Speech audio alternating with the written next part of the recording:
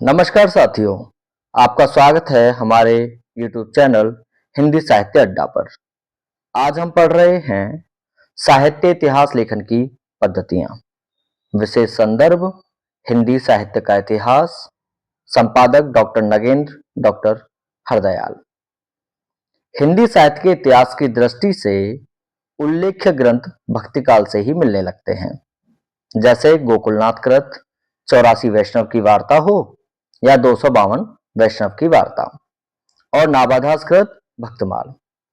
किंतु कवियों का विवरण मात्र होने से इन्हें इतिहास ग्रंथ नहीं माना जाता। इसी के साथ आगे बढ़ते हैं।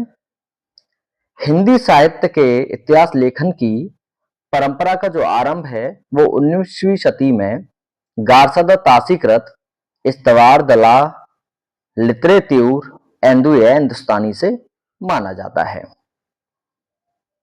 ये शुरुआत हो गई।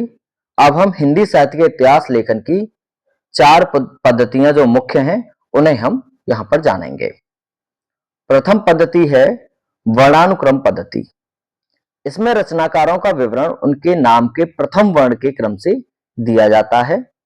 उदाहरण के लिए तुलसीदास, चिंतामणि, केदारनाथ सिंह का समय भले ही भिन्न हो किंतु उनका क्रम इस प्रकार होगा: केदारनाथ सिंह, चिंतामणि, तुलसीदास।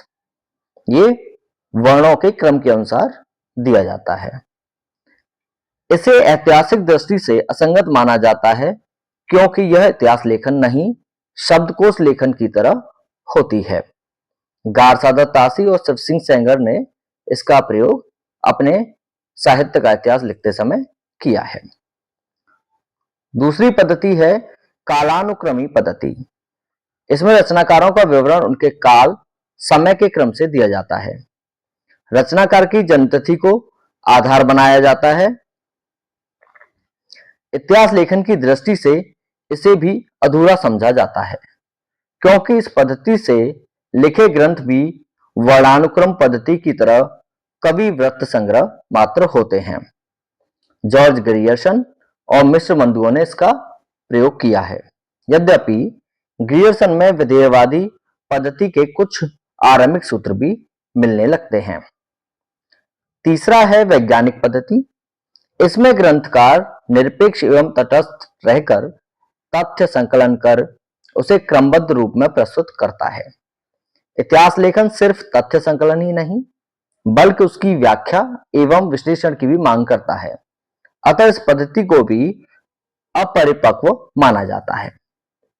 अंत में आती है विधेयवादी पद्धति। फ्रेंच विद्वान तेन ने इसे सुव्यवस्थित सिद्धांत के रूप में स्थापित किया। तेन ने इस पद्धति को 3 शब्दों के माध्यम से स्पष्ट किया: जाति रेस, वातावरण मिलियू और क्षण विशेष मूवमेंट।